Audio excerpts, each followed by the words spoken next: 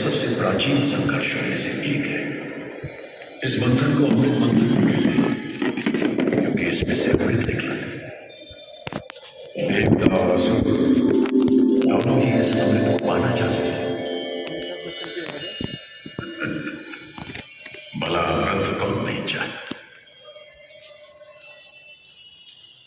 अमृत पाने की इसी जद्दोजहद में विष्णु भगवान के अमृत कलश से 4 बूंदें धरती पर भी छलक गई। 3 तो प्रयाग, हरिद्वार और नासिक में गिरी और चौथी ने हमारे अपने मालवा में उज्जैन की भूमि को परम पावन धाम बना दिया।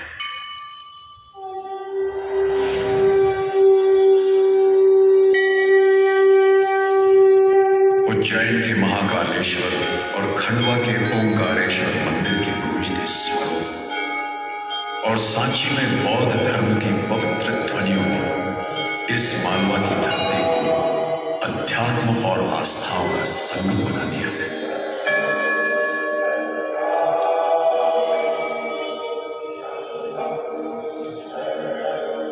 तभी तो मुलक मालवा गहन गंभीर, डग डग रोटी, भग भग नीर, समृद्धि से परिपूर्ण इस क्षेत्र में कोई साड़ी ही नहीं है।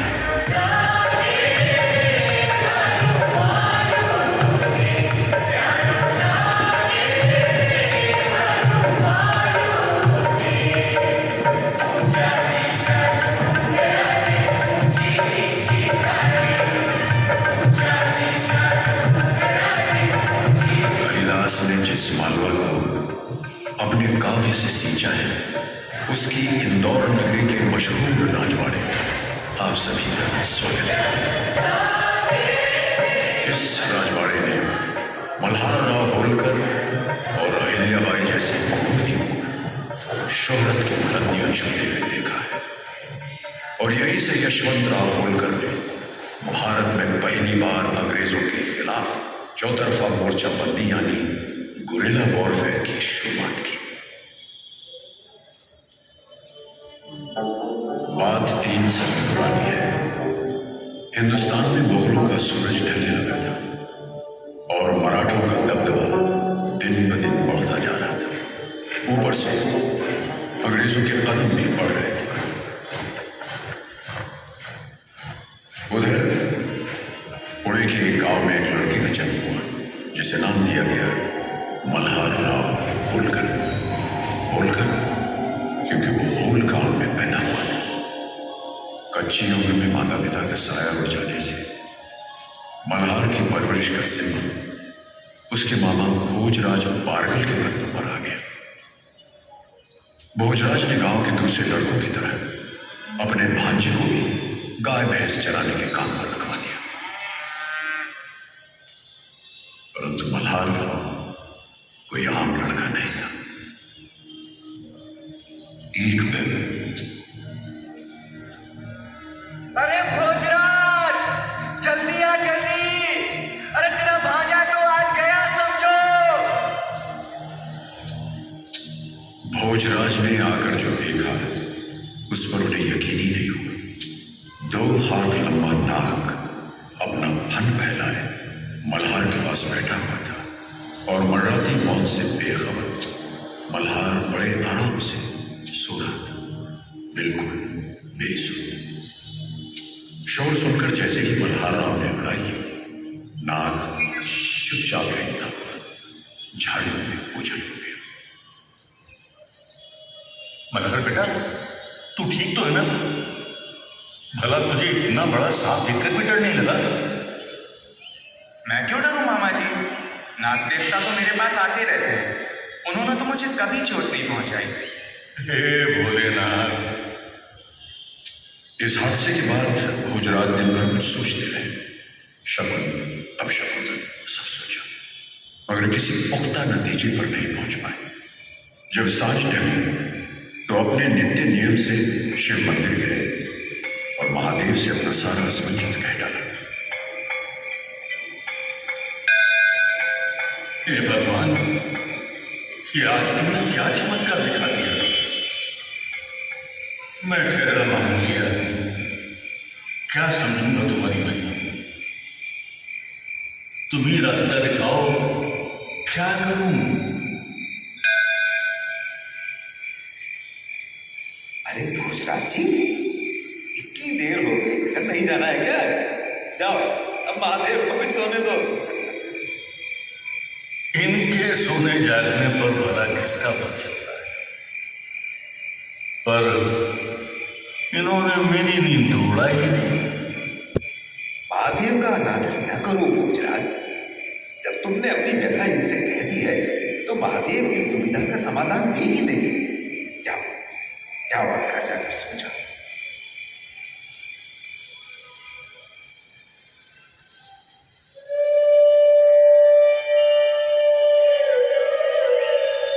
अगली सुबह का चमकता सूरज मानो भोजराज के लिए एक नया पैगाम लेकर आया। उनकी दुविधा कुछ छट चुकी थी।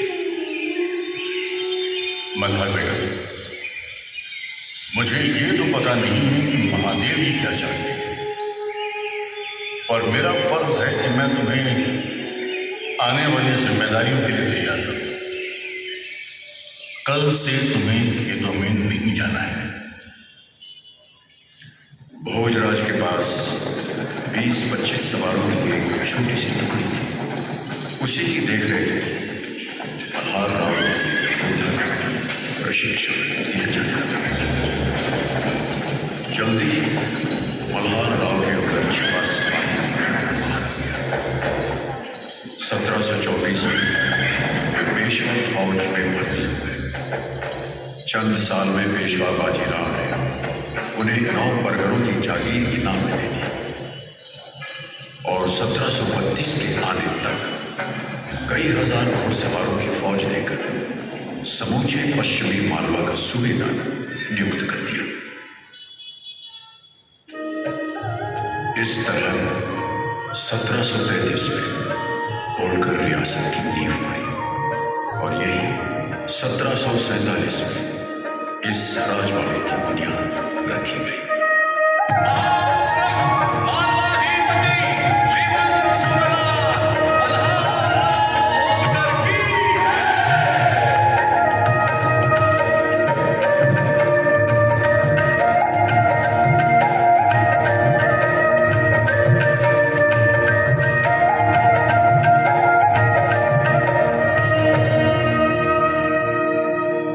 कोई नहीं कह सकता कि छोटी से छोटी घटना भी तवारीख का रुख किस तरह पलट देती है।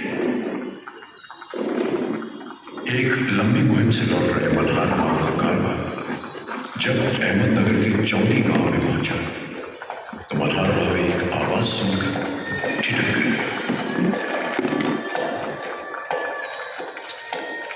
सिपाहियों ने सोचा शायद मल्हार राव थक गए। काफी सफर कर लिया रावजी सरकार, आप थक गए होंगे, अंधेरा भी गिराया है। हुक्म हो तो आज यही पड़ाव डाल दें।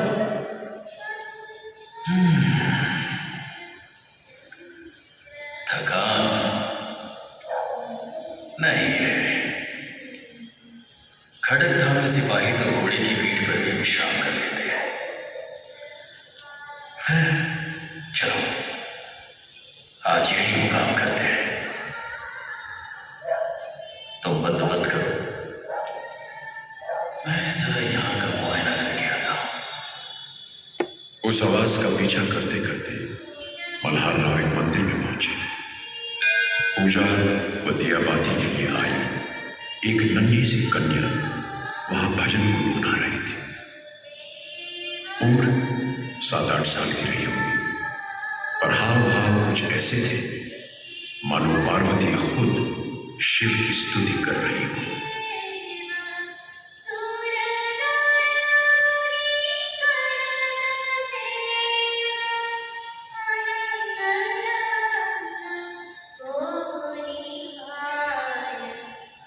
मल्हार राव ड्योढ़ी में बैठ उसे दूर से निहारते रहे, सुनते रहे।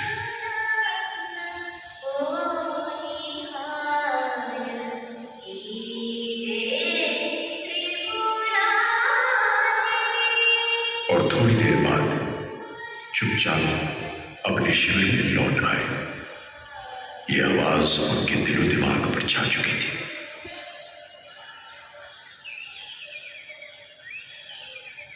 सवेरा होते ही उन्होंने मंदिर के पुजारी को बुलाया और उनसे लड़की के घर बार के बारे में पूछताछ की। सरकार, वो तो हमारे पार्टनर मानको जी शिंदे की बच्ची है। मैंने इतनी छोटी उम्र की किसी लड़की में महादेव के लिए ऐसी लगन नहीं देखी। उसकी गाय की आत्मा को छू जाती है। आप ठीक कहते हो पंडित जी। स्वयं मां सरस्वती का वास है उसके गले में। शायद माता पिता के संस्कार है। मैं मानको जी से मिलना चाहता हूं। आप संदेशा भिजवाएं। सरकार, संदेशा भेजने की जरूरत नहीं है। मानको जी तो खुद राव साहब के दर्शन के लिए आ रहे हैं।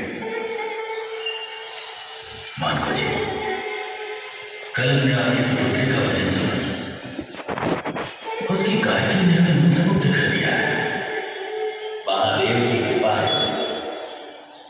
मानको जी, मेरा निवेदन है कि आप अपनी कन्या का विवाह मेरे बेटे युवराज खांडे राव से कर दें। सरकार, ये आप क्या मांग रहे हैं? मेरी पुत्री एक साधारण कन्या है। भला उसकी समझ आपके परिवार के विचारों के अनुकूल कैसे हो सकती है? ऐसा मत सोचिए मानो जी। मैं भाग्य में विश्वास रखता हूं। शायद इसलिए मुझे यहां आने का सौभाग्य हो। आपकी कन्या के व्यक्तित्व की निश्चलता और पवित्रता से रियासत की कीर्ति और बढ़ेगी। मुमकिन है मानको जी शिंदे को मल्हारा राव की इस पेशकश पर यकीन न हुआ, पर उन्होंने खुशी खुशी अपनी मंजूरी दे दी।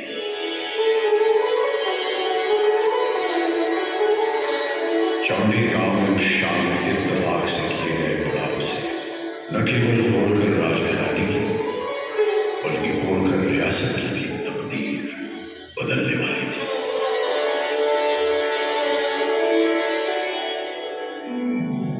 1733 में अहिल्याबाई अहमदनगर से राजवंशी बहू बनकर होलकर राज परिवार